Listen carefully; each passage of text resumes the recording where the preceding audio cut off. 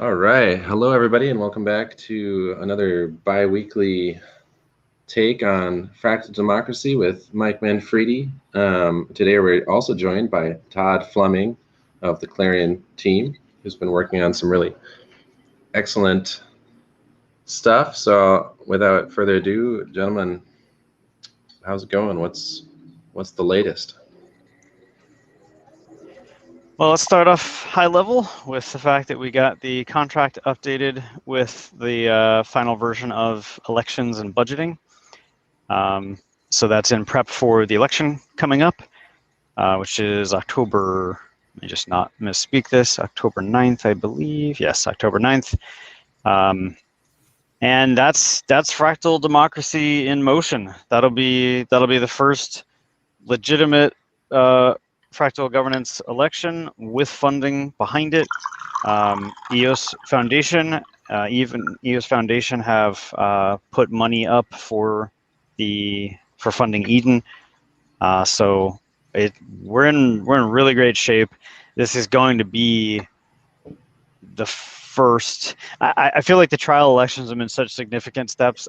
I hesitate to call it the first major step, but it's a first bigger step.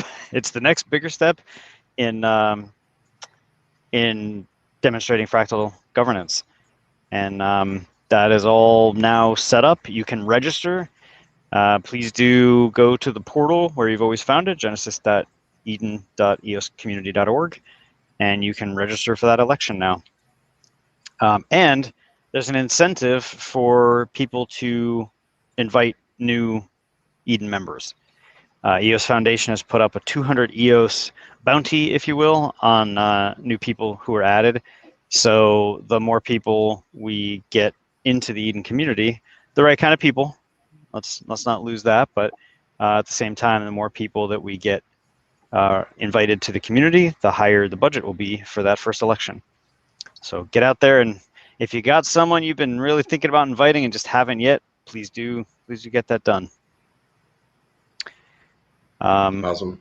Brandon, any other questions or comments on the upcoming election? Who's going to win? We don't know. Oh, good. That was a trick question. No, I'll put the links in the chat box down below, or the description down below, for people to sign up if you want to sign up for the election.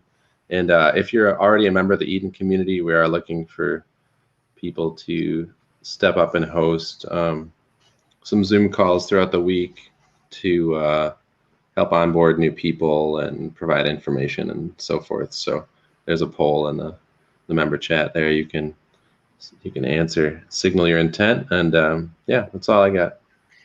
Yeah, we'd also like to have a tech support team available during the election. You can still participate in the election, but the entire Clarion team, for instance, will be participating as well as available to help with Zoom stuff. And we don't expect portal issues, but whatever issues show up, we'll be jumping into rooms to help people. So if you are technically minded, and we're not even talking like super high level, just like you're comfortable with Zoom and doing recordings and the basic stuff, anyone who's participated in the trial elections and has been through it, if you'd like to be part of the tech support team, you can reach out. I mean, you can. What's the best way? Do you have an easy way to do that, Lovejoy, or should I just offer some other way? For the people that want to provide tech support, yeah. I mean, they're probably going to be Eden members, right? So yeah, so you can Telegram me. I'm Mike Manfredi on Telegram. So ping me, and we'll put that team together. Cool. All right, great. Then what we have today is, as we saw a couple weeks ago, I believe it was a couple weeks ago. Todd didn't remember, so maybe I'm remembering a different time. But Todd has done a GraphQL, a demonstration of this in-browser GraphQL history solution he's been building. Today we have a more fully cooked version of it to demonstrate, as well as Todd's going to walk us through some of the thinking that we had numerous options on how to go about this, and he'll walk us through some of the thinking that led to where we are today. Cool. Todd, all yours. Take it away. Go ahead and share my screen. Okay.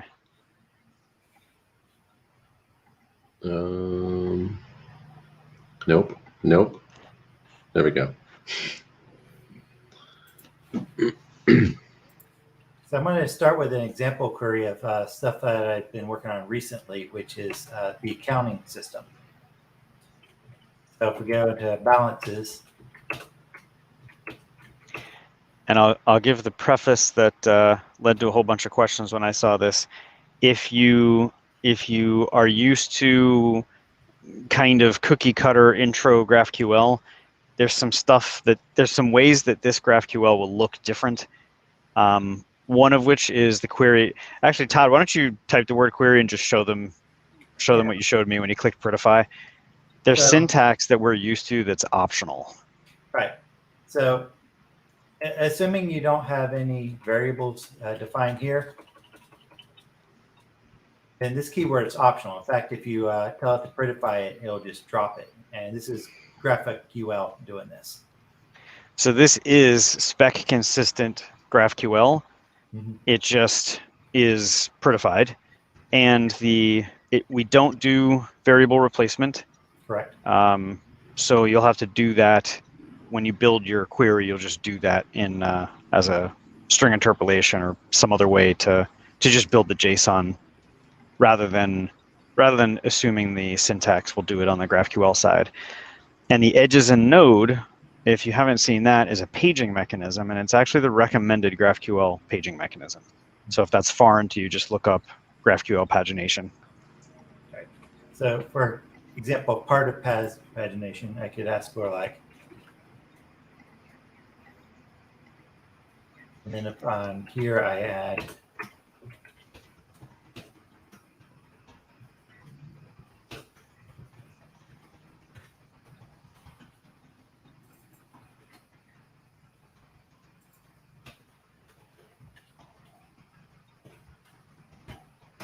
and that's how pagination, the recommended GraphQL pagination system works. And Todd, actually, for those who may have not seen the previous one, do you want to give a high level of what are we looking at here? We're used to, from a web developer standpoint, we're used to querying a server that has data in a database and pulling it via GraphQL. You want to talk about how this data is getting to us and where it lives? Right. So there's an intermediate server, which is pulling a query from Diffuse and using that to construct a subchain. But what I mean by subchain is for every mainnet block which has history related to the Eden contract, it takes that block, extracts relevant transactions, and from that relevant actions, and it constructs a whole new, much smaller chain from that. It sends that chain to the browser blocks as they arrive at. So these queries I'm running right now are actually live. So if anyone right now were to do an action on the Eden contract, we'd see these numbers go up. And so that subchain is built on a thin server, and then the entire subchain is transferred to the browser. So we're querying here that data from the browser. This is all like on a local machine. Right. The query part. So we have the rough equivalent of a node running on the browser, running in WASM, that's processing the blocks, interpreting the blocks, and then building up a queryable database from it. And GraphQL is running entirely on the browser, querying that database running on the browser. Beautiful. Thanks, Todd.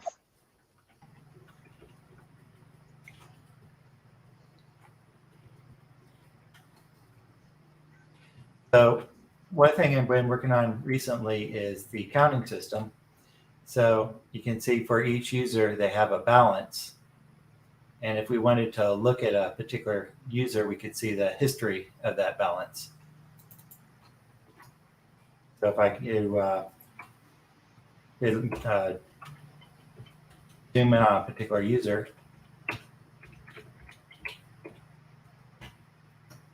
see the current balance. Now we can add a history to it. Hmm.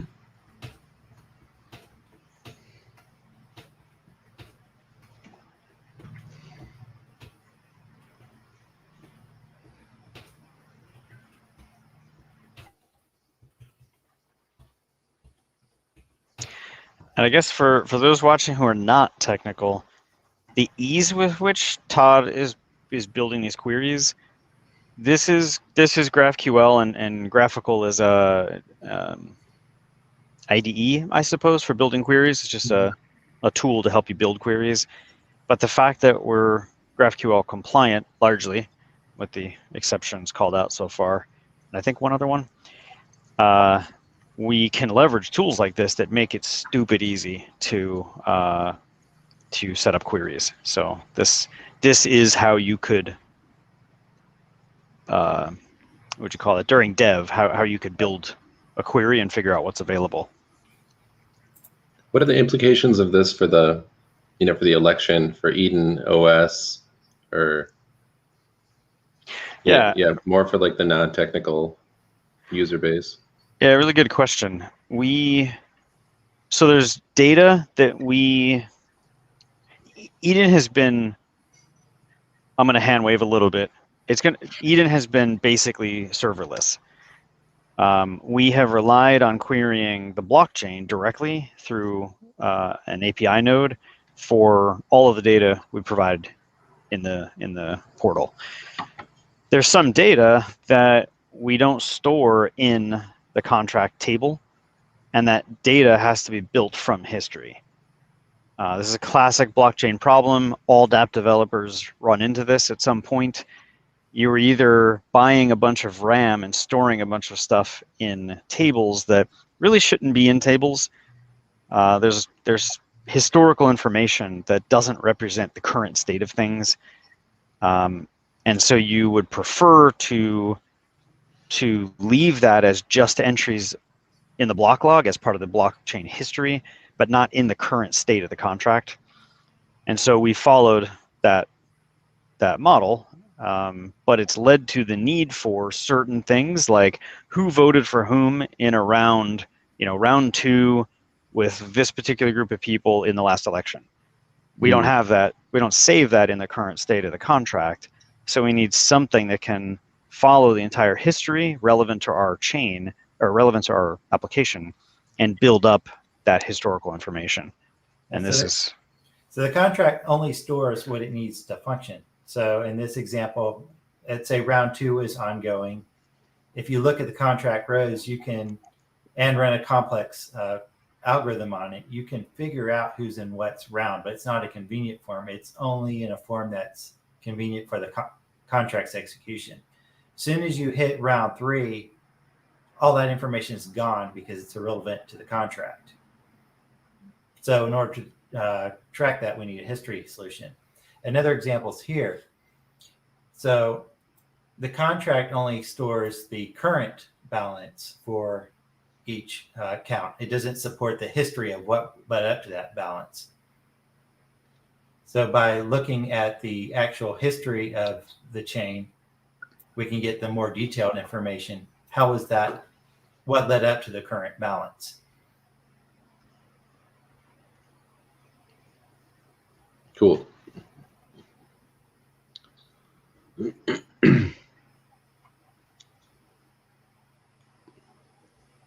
What else you got for us in the magic code box? I'm trying to be better. Last week with Fantron, I was just like, the dungeon's code, and then he's like, we got to turn this messaging around. I'm not in the dungeon. I feel great. I'm happier than ever. I'm like, okay, you're right. So this week is. We go ahead. Can ask you questions about the contract's current status, balances, the member set. These are separate because you can someone has a balance before they become a member because they have to make a deposit. There are also certain accounts like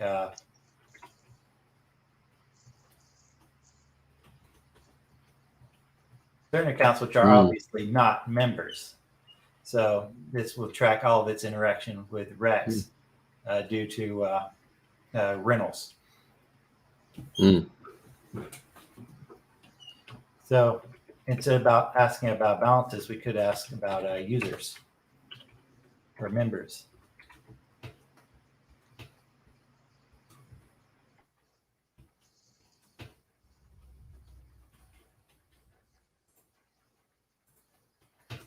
So for any particular, we can ask who invited them. Mm. So this is every member with who invited them. We also have the profile information.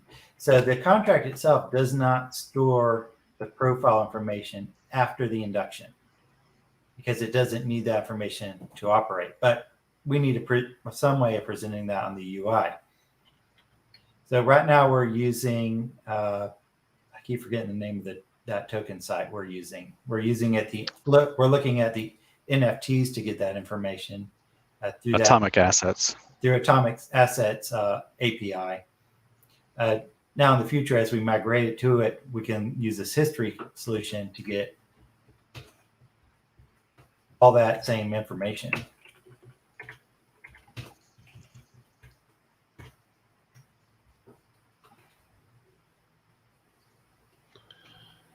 Oh, nice. Yeah, this a little more about that. When we query from the chain, we're getting one slice of member data, and then in the code, depending on what we're trying to do with the data, if we're trying to get voting information, we can just use the member data we get from the chain. If we're trying to display a profile, right, we just want to list all the members and show the profile image, we've got to make a second call to grab this additional information from Atomic Assets. And so Todd has wrapped all this up into a consistent and logical data structure where we can just grab everything at once. Could you guys? Oh, so go ahead. Allow you to ask questions. So this gives a list. We could ask, I want information, but only for a specific member.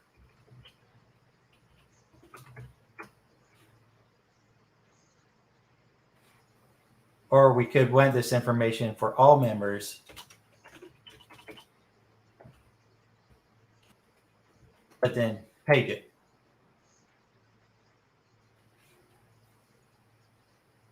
And as we page it, it will give the UI code.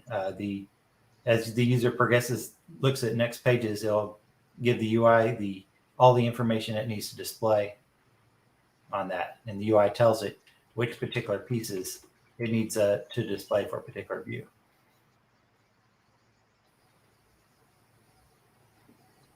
Yeah, and this is so. First off, for us on the Clarion team building this Eden portal, having this available just makes our job easier, right? It's all the data we need in one place, easily queryable, and it's got data that we can't get prior to putting this together. The general case, and this is one thing that where we're headed with this for sure, is this is going to make writing apps on EOS easier.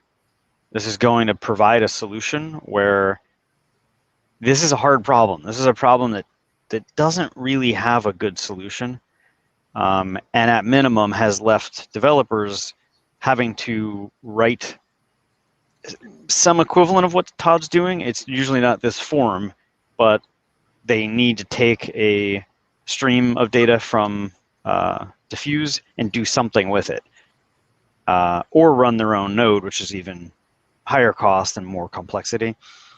So for apps going forward to be able to spin up a thin server that will provide to do the Diffuse to subchain conversion, they'll plug in their code for that conversion. What is that? How simple is that, Todd? Is that mainly just the contract name? What does that reduce to if someone spun up their own server for that? So we haven't made a general. Right now, this is all custom code. So, for example, we don't have a general filtering system in place yet. It's something we could develop in the future. We have a filtering system in place that's geared towards the Eden contract. Right. And what would the variables be there to configure that? Because it should end up being very generic, right? Well, right now they're specific towards Eden, so you have to tell it what account the contracts and the Eden contract is installed on, which contract the token contract it's using is on, what the atomic assets account and atomic market accounts are. I'm sorry, what was the last one? The atomic asset and atomic market contracts. Oh, okay. You have to it has variables for those, so then it knows which pieces of the chain it needs to track. For example, it doesn't get everything related to atomic market. It only gets the stuff in atomic market related to the Eden contract, and it knows that by knowing these two account names. Yeah. So spinning up a relatively simple server to do that conversion, and then writing queries in the browser that serve this GraphQL interface will make writing apps on EOS way easier. So where is this where's the repository for what you're working on here, and is it going to be made kind of more generally available to the EOS community for other applications, or how's that going to? So it lives in the Eden repository, which is, by the way, where CL SDK happens to also live. We are considering creating a general framework to make it easy for other contract developers to do the same thing. Cool.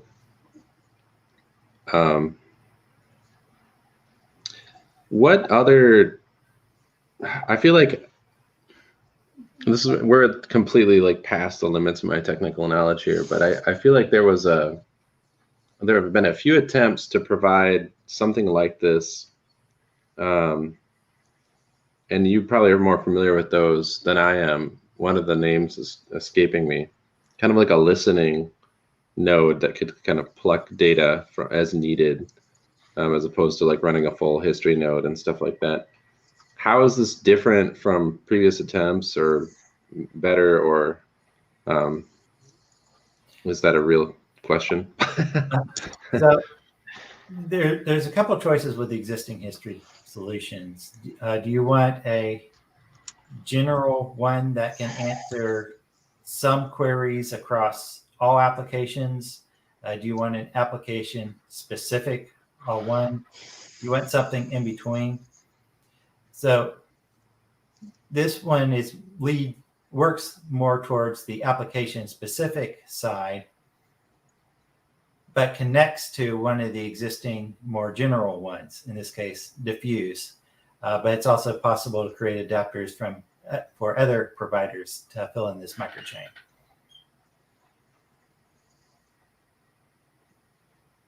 Awesome. Yeah, Mike, I'm going to be kind of worthless as a media moderator here for this portion of the program. So that's totally fine. A little more background on this topic. Actually, we'll kind of we'll present this in reverse order. So now that you're drowning, if you are drowning, how did we get here? we'll pull you out of the pool. So one of the other things that really struck me, that I've just had my head steeped in EOS for long enough that I hadn't really gotten the broader picture. On this chain, we're well aware of history problems. We're well aware that we've got this huge block log and we need some way to filter it. It's just a problem. We're just a problem we're used to having. What struck me only recently, I forget where this came up, but why isn't this a problem, or at least not the same level of problem it is on Ethereum? And the answer is throughput, right? Our throughput is far in excess of Ethereum.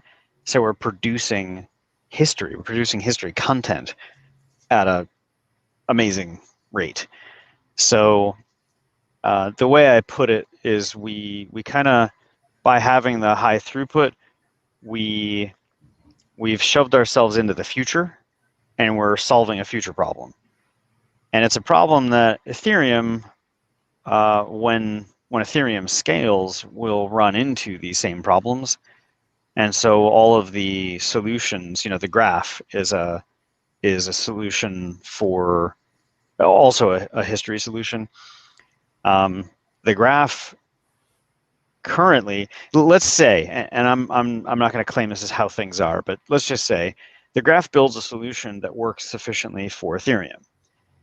It's probably not going to have been optimized in any way sufficient to consume the EOS blockchain, because there's just so much more data. So this history problem is kind of a problem from the future that we caused by creating a chain that operates as quickly as we do. So one of the problems that general history solutions provide is they have to fix, in order to query on something efficiently, you have to build an index for it. And there's only so many indexes you can build before your indexer comes to a crawl.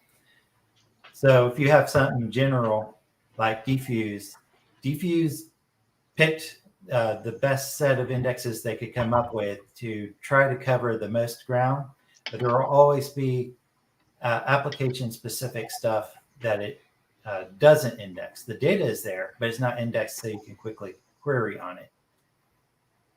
They also provide a streaming interface where you could give it a much more broad query that they do index on, and then you filter that. So that's the approach we took. We give it a broad, narrow enough to reduce the data set, broad enough so that it can efficiently answer the queries, and then send us blocks that match. And then we re-index it in a way that answers the specific queries that we're interested in being able to answer. Yeah. So the other big topic. Anything else you wanted to demo, Todd, before I move on? Nope. Okay. So let's talk about the technical a little more, and get into the conceptual of how we got here. You want to talk about all the dots that were connected, and our choice of event sourcing as the means of, I don't know how you would describe that general problem, but yeah, walk us through that piece of it. So ideally, when you're writing a contract, you don't want it to spend a lot of RAM on things that the contract itself doesn't need to function, which is why EOS.io token doesn't track history, doesn't spend RAM tracking history of transfers. It only tracks current balance. And we took that same approach with the Eden contract. Otherwise, it's tracking history within the contract would get really expensive. So once you go down that road, you have a couple choices with how is the outside going to understand what the contract's doing. One way is to look at all the actions going to the contract, and if they're simple enough, like EOS.io tokens are, then from that you can easily tell what's a transfer and track the history of transfers just by looking at the actions going to the contract. But there are more advanced cases like the Eden contract, where the user makes a single action to elect donate, and that triggers off a very large swarm of activity within the contract. And just looking at that one thing, you don't know what the contract did. One approach to that is to reproduce the logic in your history solution. So everything the contract does, your history solution redoes to reproduce what the contract does, so it has the appropriate information. But that's error prone, and definitely don't recommend that for complicated contracts. Another possibility is Diffuse and Chip and other history solutions track all the RAM changes that contracts make. So you can look at those deltas, the differences in the RAM before and after each action for defuse, before and each block for ship and other systems, and use that to figure out what the contract is. But you're relying heavily on contract implementation details when you do that, and it's easy to miss certain information when you do.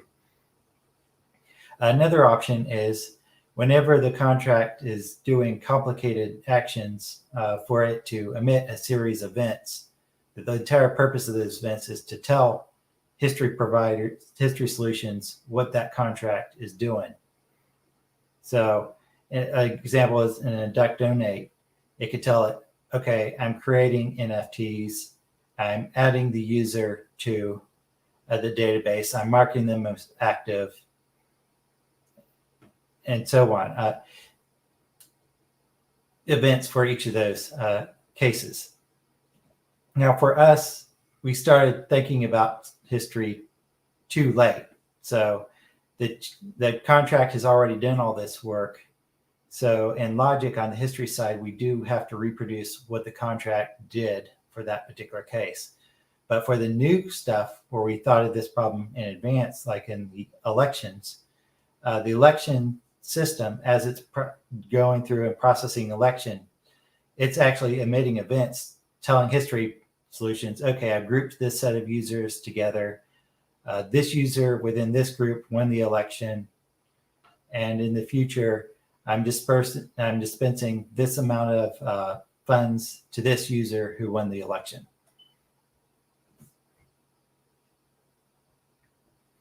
So we're ending up with a little bit of a hybrid where for some of the stuff where it's too late, we're having to reproduce the logic for the elect donate action. But for the newer stuff rolling out, it's issuing, the contract's issuing events, and that informs the history solution, what it's doing and why.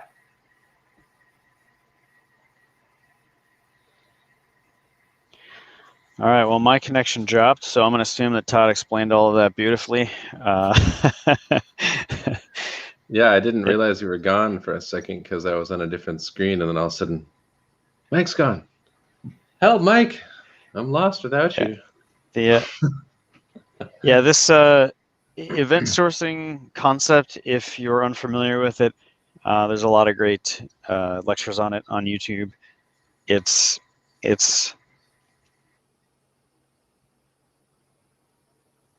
We've come very close to an event sourcing model, but I think we often fall short of a true event source model.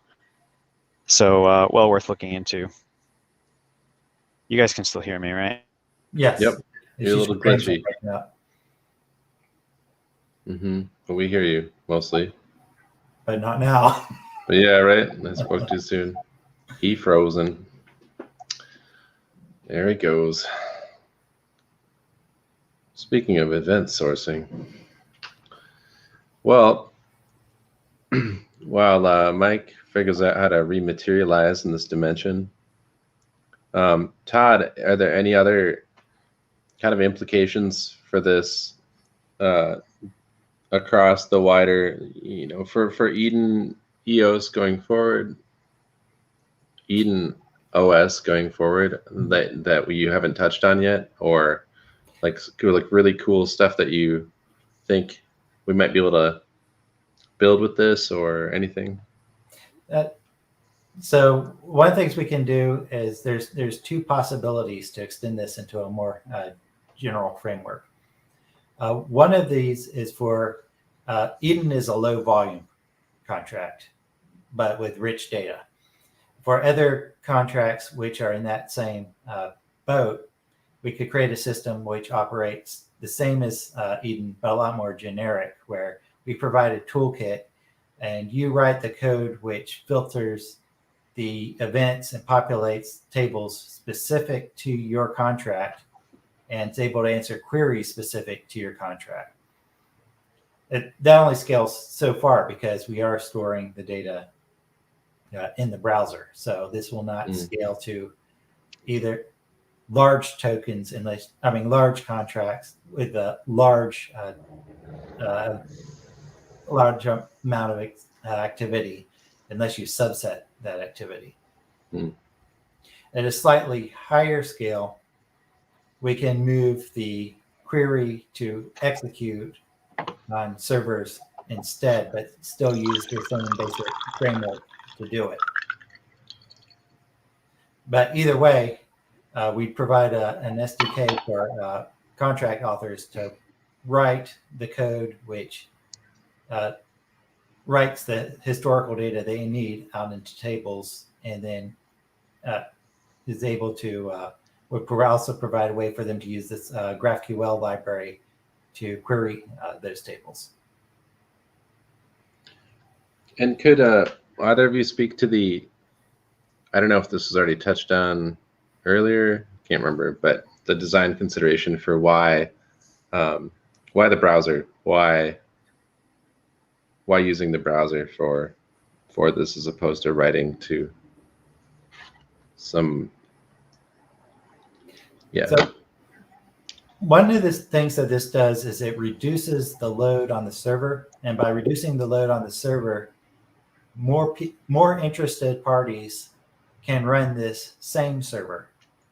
So if you're using, let's say, some DApp that has lots of people may be interested in, but still low enough volume to take this approach, you can have provider A hosting it, provider B hosting it, provider C hosting it.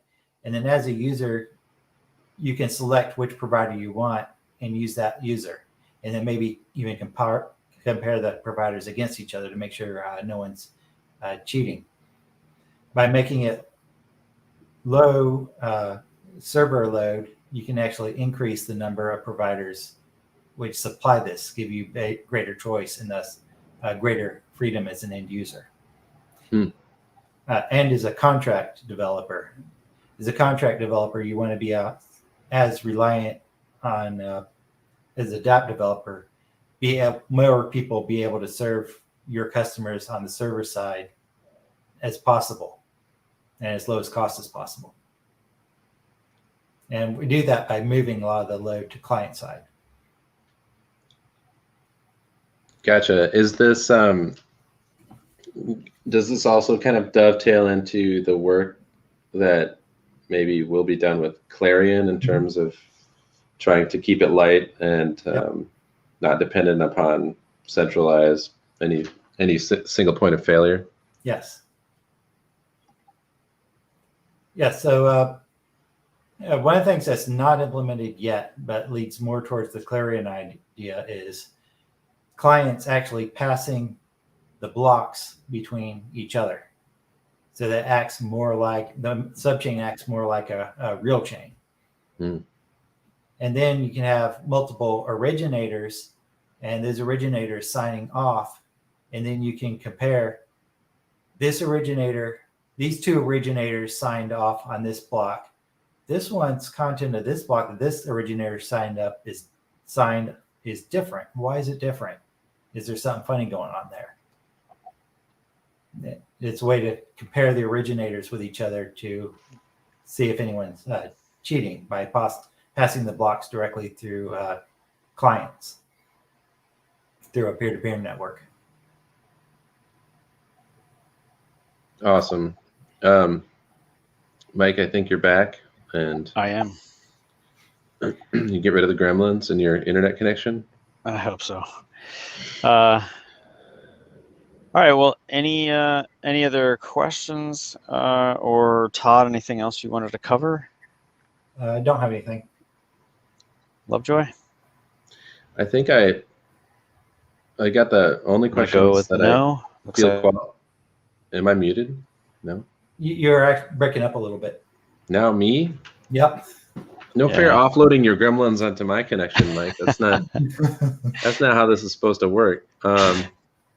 Quitting all non-essential network applications. You go ahead. While everything is going smoothly, I'll jump on the opportunity just to say, thanks to Todd for jumping on the call today and walking us through all this. This has taken really nice shape, and we're really excited to take the last steps to get this to a point where we can provide this as a tool. And we'll be using it in Eden. I just completed or am on the verge of completing the video upload screen, and that's one of the examples of historical information, right? What video was uploaded.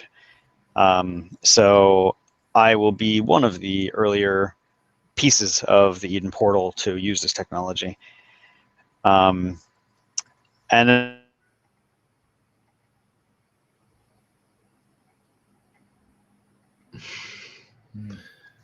You're frozen again, Mike. am I back?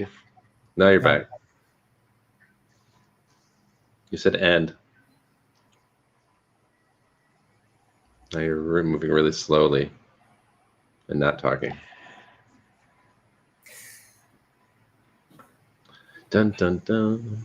Maybe Do I need to get the bossa nova on? There he goes.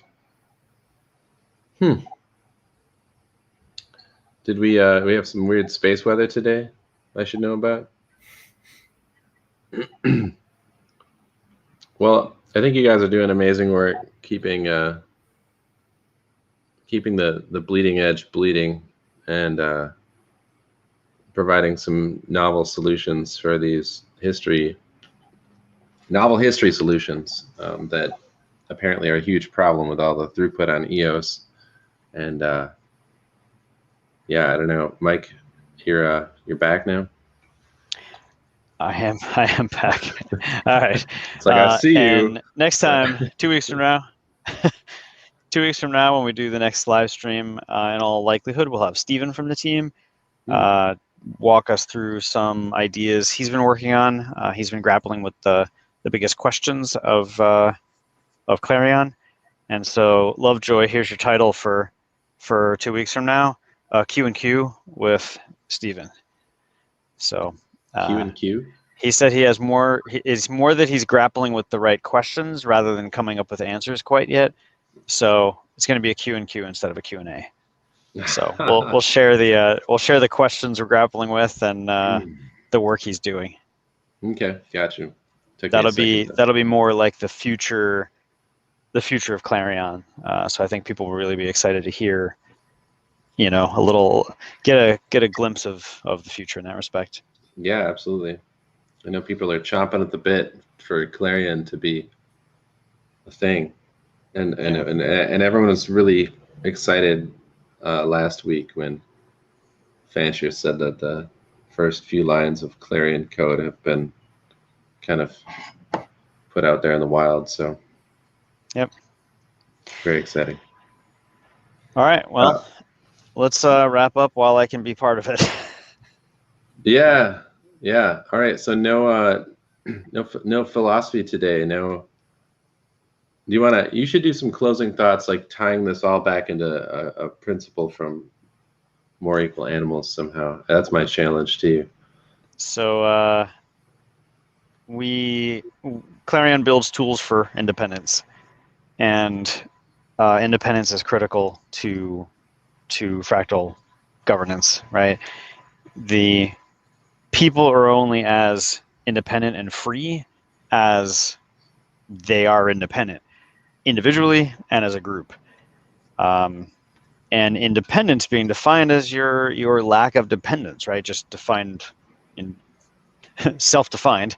The less dependence you have, the less you have to bend to the one providing you what you're dependent for. And so right now we're dependent on Facebook for communication and posting. We're dependent on Google for sharing documents and writing emails and maps, right? Think about how much I use Google Maps or Apple Maps if you're in that group, that what do you call that? Half. Yeah. We rely on these technologies a ton, and our independence relies on our capacity to have options. And there's a lot of technological corners of our lives where we don't really have good options. And so building Clarion gives us that means of communicating directly so that censorship's not a problem. Communicating directly so that a particular service provider isn't a problem. And that's the future we're going toward, and this is the future that Todd and Steven and all of us are building in software. How's that, Lovejoy? That's pretty good. You guys are like Jedis as far as I'm concerned. So thanks for making the work a little more intelligible and visible to those of us who are just kind of trying to, grab a hold of the edges of the unknown. Lenny says, "Amen." So that was apparently a very good sermon from you.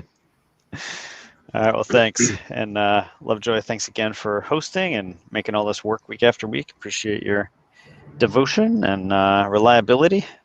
It's Absolutely our pleasure to make this.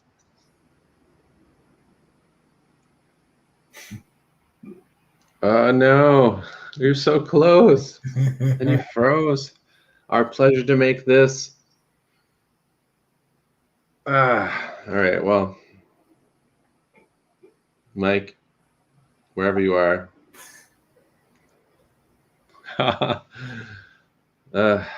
Sad. We'll just take that screen down. It's been it was wonderful, Mike. Thanks for joining, and thanks Todd for jumping in. And we'll see you all again in 2 weeks. See ya. Farewell.